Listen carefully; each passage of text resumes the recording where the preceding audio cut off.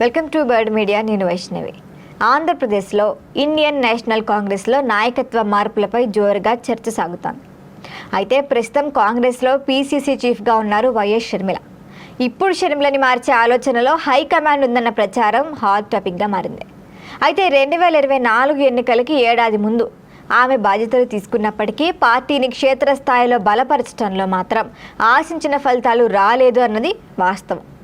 తెలంగాణలో సొంత పార్టీ ఏర్పాటు చేశారు షర్మిల.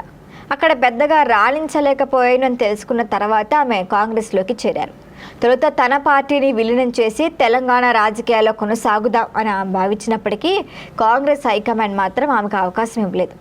దానికి బదులుగా ఏపీ కాంగ్రెస్ బాధ్యతలను అప్పగించింది.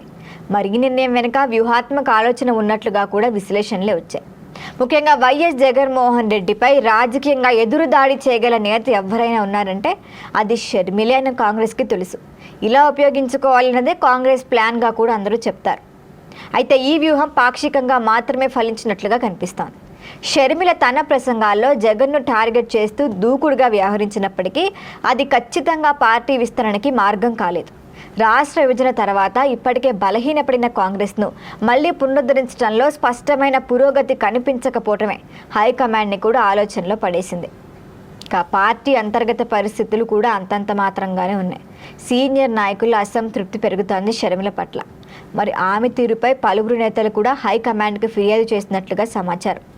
నిర్ణయాల్లో వారిని భాగస్వామ్యం చేయటం లేదు, ఆమె సొంతంగా నిర్ణయాలు తీసుకుంటోంది అన్న ఆరోపణలు కూడా ఉన్నాయి. మరి ఈ నేపథ్యంలో నాయకత్వ మార్పు అవసరమా అన్న ప్రశ్న కూడా బలంగానే వినిపిస్తోంది. మరి ఇదే సమయంలో ఇప్పుడు మహిళా నేత సుంకర పద్మశ్రీ పేరు బలంగా వినిపిస్తోంది.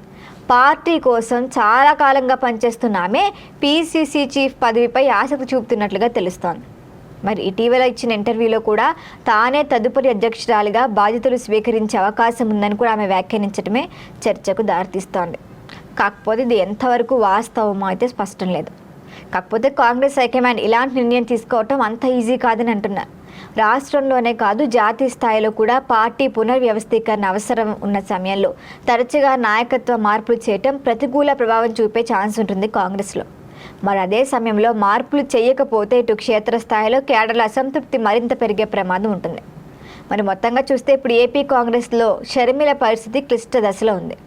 అసలు షర్మిలని కొనసాగిస్తారా లేక నిజంగానే కొత్త నాయకత్వాన్ని తీసుకొస్తారా అనేది హైకమాండ్ తుది నిర్ణయంపైనే ఆధారపడి ఉంటుంది. ఏ నిర్ణయం తీసుకున్నా సరే పార్టీ బలోపేతం దిశగా స్పష్టమైన వ్యూహాలు అమలు చేయకపోతే ఫలితాలు మాత్రం కాంగ్రెస్కు ఆశించిన స్థాయిలో రావటం కష్టమే. చూద్దాం ఏం జరుగుతుందో. దీనిపైన మరిన్ని అప్డేట్ల కోసం చూస్తూనే ఉండండి బర్డ్ మీడియా.